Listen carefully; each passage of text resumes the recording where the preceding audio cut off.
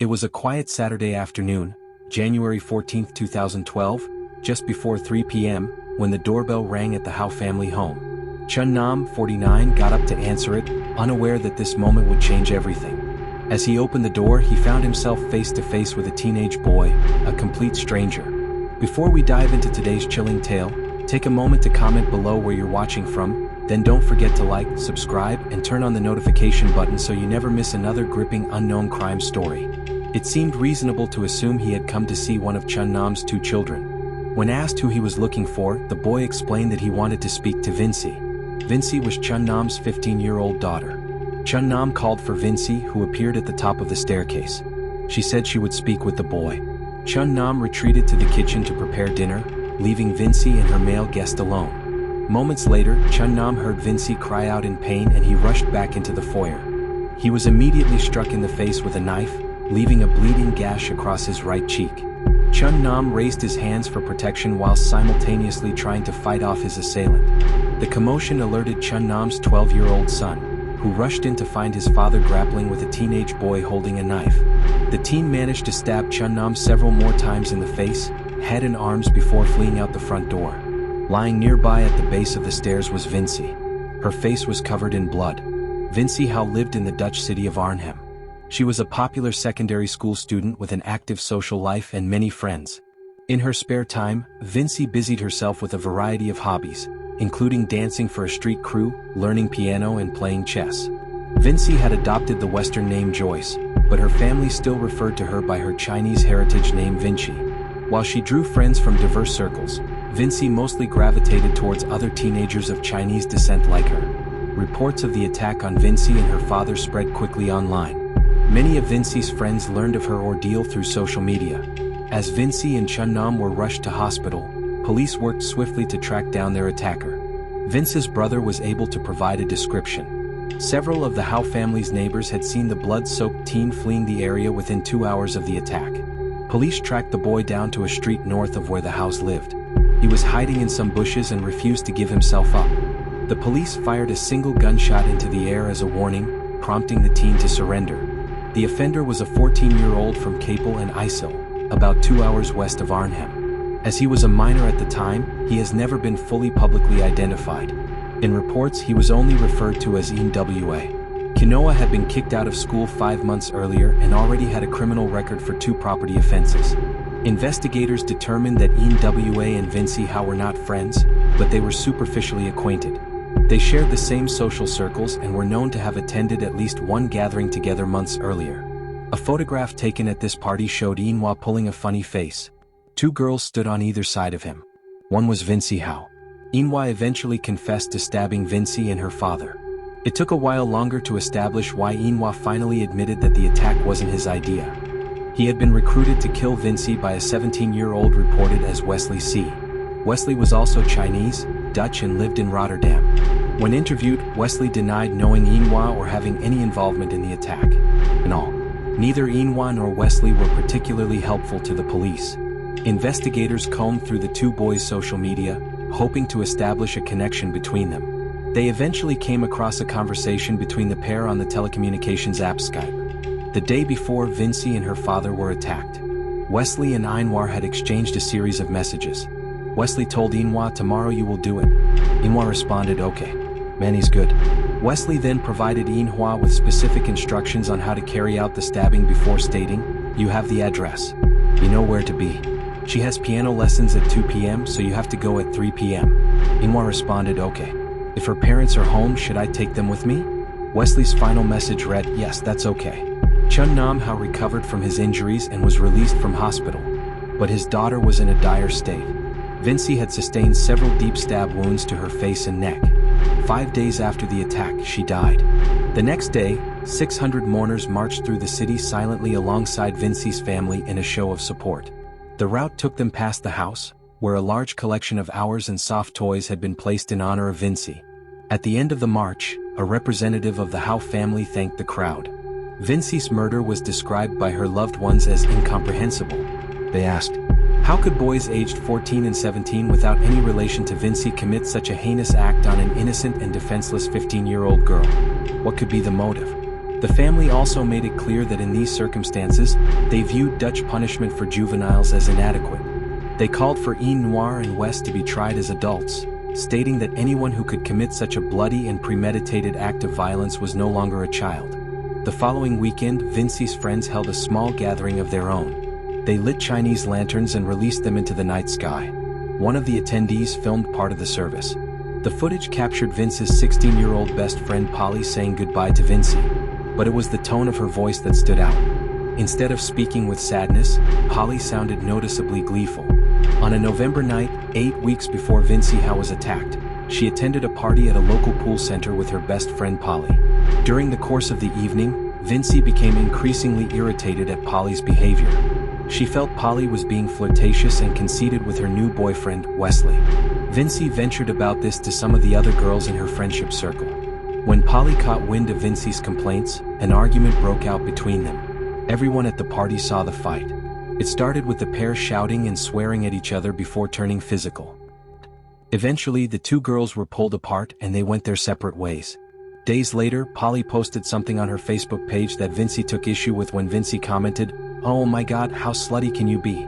Polly didn't respond to Vincey's comment, though one of their mutual friends replied, "Vincey, you have to be careful how you talk, and you better learn from your mistakes." Another friend wrote, "Make Vincey stop because otherwise something serious will happen." While Polly didn't display any animosity towards Vincey online or offline, she was seething. Although their friendship group was divided, many ultimately took Polly's side. She told her boyfriend Wesley that she hated Vincey and wanted her out of her life. Despite having only just started dating Polly a few weeks prior, Wesley threw his support behind her. He encouraged his girlfriend's anger. A week after the party, Polly and Wesley composed a threatening text message, which they sent to Vincey via Wesley's mobile phone. Vincey's reply to Wesley's text further enraged Polly.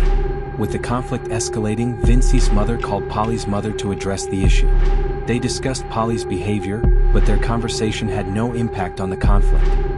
Polly's anger soon reached boiling point. She informed her boyfriend that she wanted Vincey gone for good. Wesley suggested they find someone who could kill Vincey on their behalf. The following weekend, Wesley and Polly went to a party in Arnhem. Polly spoke openly of how she wanted Vincey dead, but none of the partygoers wanted to confront her about it.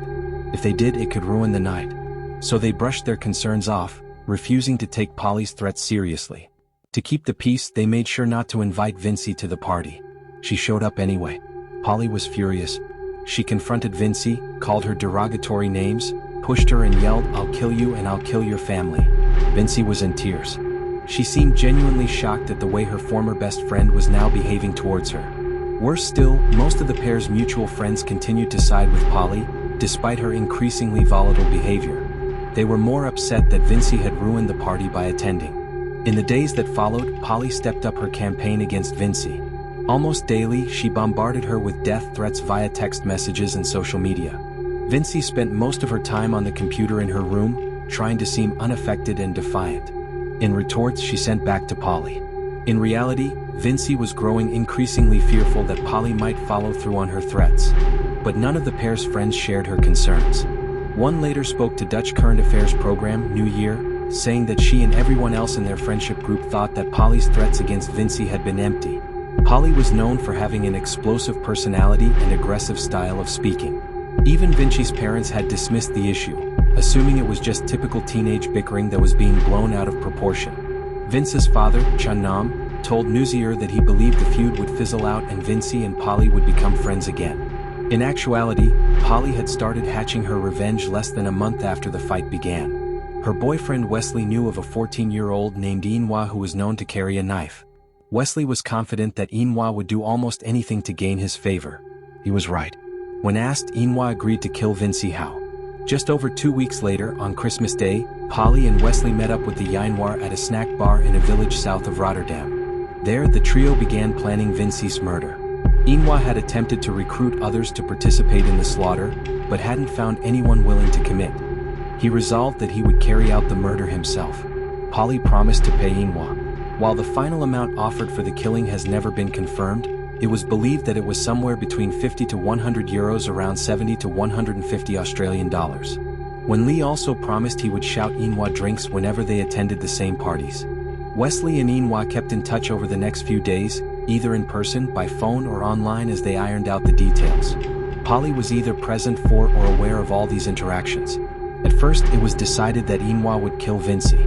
Within the next few days, however, they decided to put their plans on hold until the new year.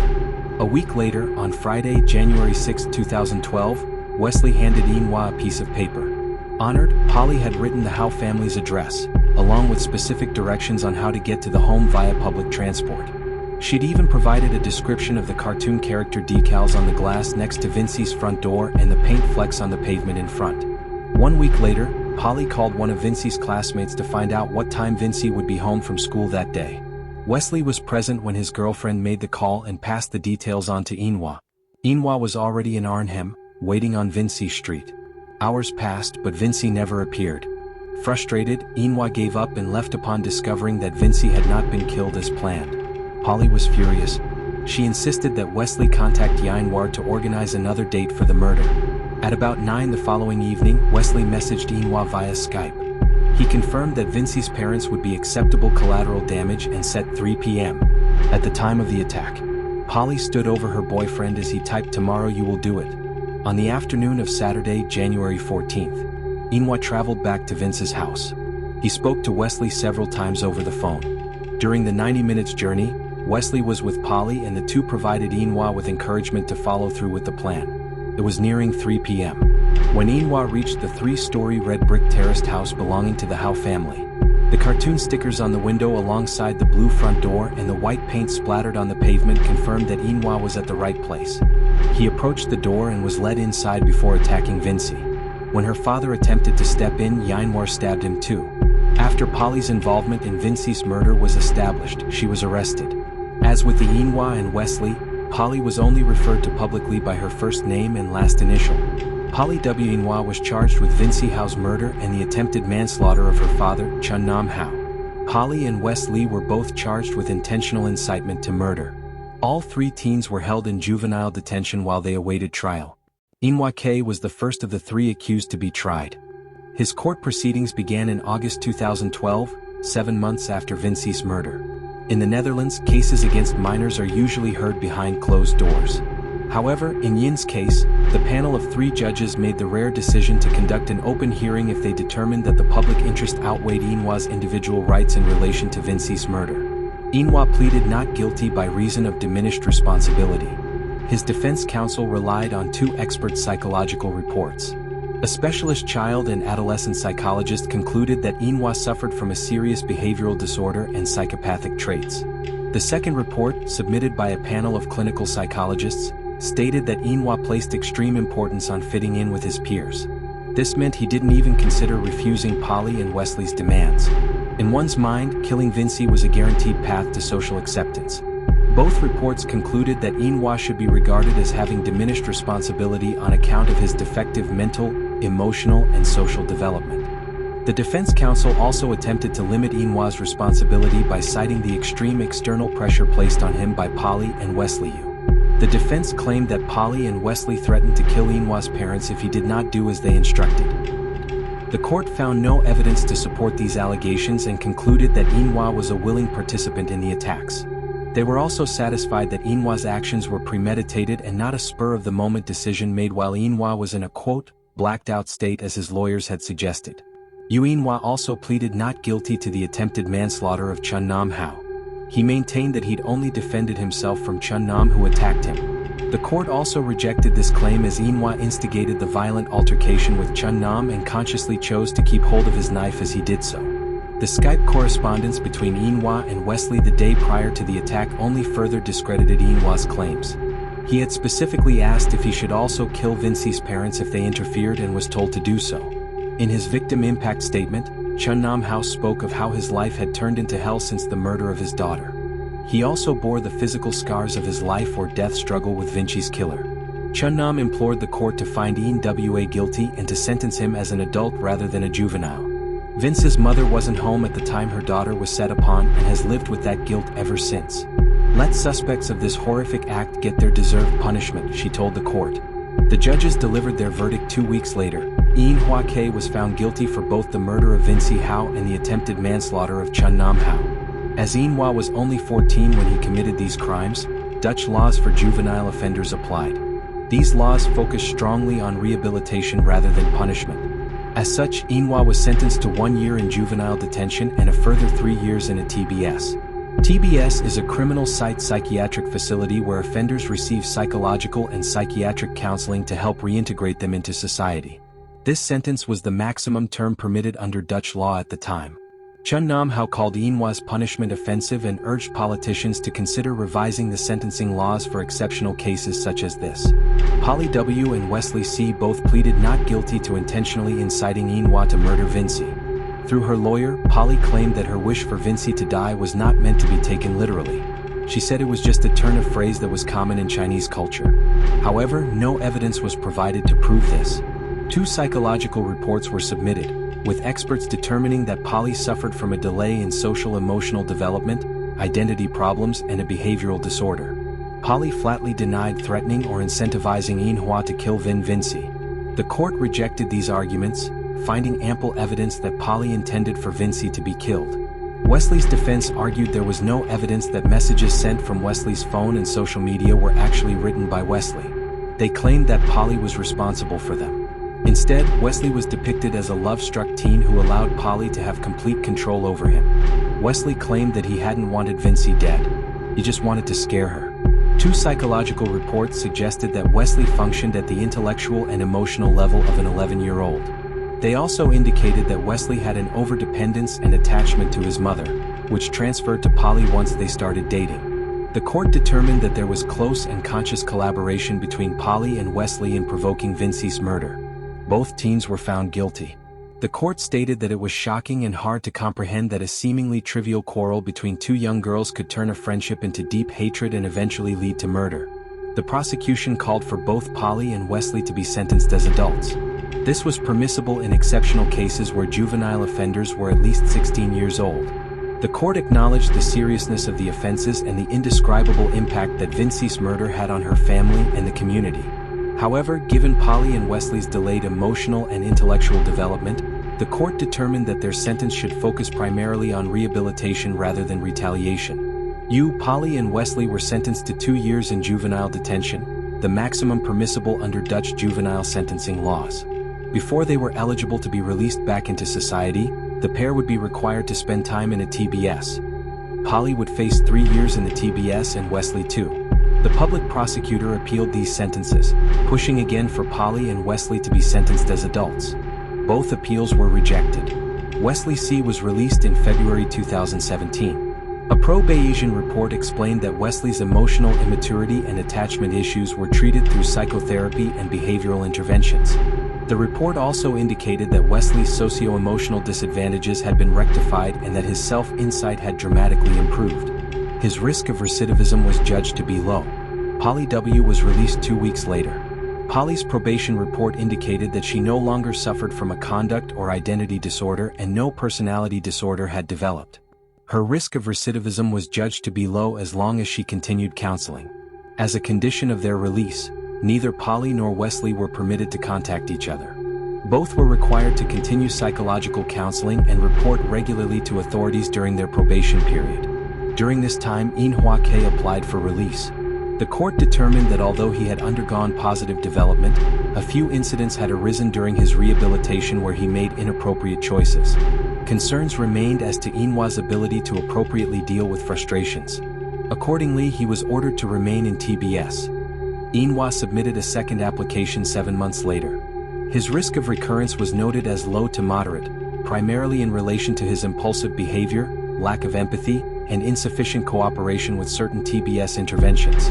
However, the court found that Inhua exhibited less risky behavior, had demonstrated an ability to withstand disappointments and manage responsibilities, and showed willingness to seek help. The court determined that he no longer posed a serious risk of violent crime. Rejecting the public prosecutor's request to further extend Inhua's custody arrangements, the court approved Inhua's release in September 2017. Subject to stringent conditions, Inhua was required to regularly report to probation services, refrain from drug and alcohol use, follow a strict daily routine, and grant authorities access to his social media accounts and finances. In April of the following year, an advertisement appeared online for the sale of several expensive pieces of computer equipment. The seller, whom we will refer to as Mark, was contacted by an interested buyer. Two men arrived at Mark's house that evening. Mark told the Telegraph newspaper that he opened the door to two neat-looking and friendly men of East Asian appearance, presumably a father and son. The two men collected the computer equipment.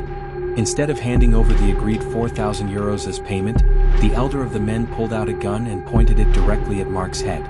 The younger man ordered Mark under his knees and instructed him to count to 60 before moving. He threatened to shoot Mark, his girlfriend, and their baby if Mark attempted anything. As the men were leaving, after Mark was certain they had driven away, he called the police. It took the police a few weeks before they had the two armed. Rob is in custody. The younger one was Inwa K. News of Inwa's violent reoffending brought pain to Chun Nam Hao, who was still coming to terms with the loss of his daughter. He told the Telegraph, "I am not at all surprised that Inwa has made a mistake again. He is severely disturbed, that was evident from the murder." Chun Nam further commented, "I like the idea that Inwa is now in jail. I hope for myself and for society that Inwa stays inside forever." During the investigation into Vincey Howe's murder, investigators examined online and phone records of Inwa, Polly Wesley, and their friends. They soon realized that the murder plot wasn't a well-kept secret between the three involved. In fact, many other youths were well aware of it. 2 hours before Vincey was attacked, a chilling Facebook post appeared. A friend of Ian wrote, "A girl is going to die at 3 p.m. today." 19 minutes later, the first response came in, "Oh my God." And yet, no one called the police. As time ticked by, the post remained up, visible to everyone. Long after Vincey and her father had been brutally struck, people were still commenting. One user, an hour and a half after the attack, posted, "Whoa, I just saw it on the news, man. Damn." Another, just over an hour later, warned, "Watch out." The police also have Facebook. But it wasn't just a handful of people who knew. Many of Vincey's and Polly's friends were aware of the plot from the very beginning. One of Vincey's friends later told the media, "If everyone who knew about it, who should have reported something but didn't, was arrested, then I think 60 people should be in jail. Because everyone knew about it. Everyone knew." Yet, in the end, no one who stayed silent, despite knowing Vincey was in danger, was charged. Should those who knew about the plot but didn't act be held accountable? If you saw a post like this on social media, what would you do? Is silence in situations like this just as bad as the crime itself? This wasn't just a failure of one person, it was a failure of many. A warning sign ignored. A tragedy that might have been prevented. What do you think? Share your thoughts in the comments below. And if you want to hear more real-life crime stories like this, follow and turn on the notification bell so you never miss an update. See you in the next one.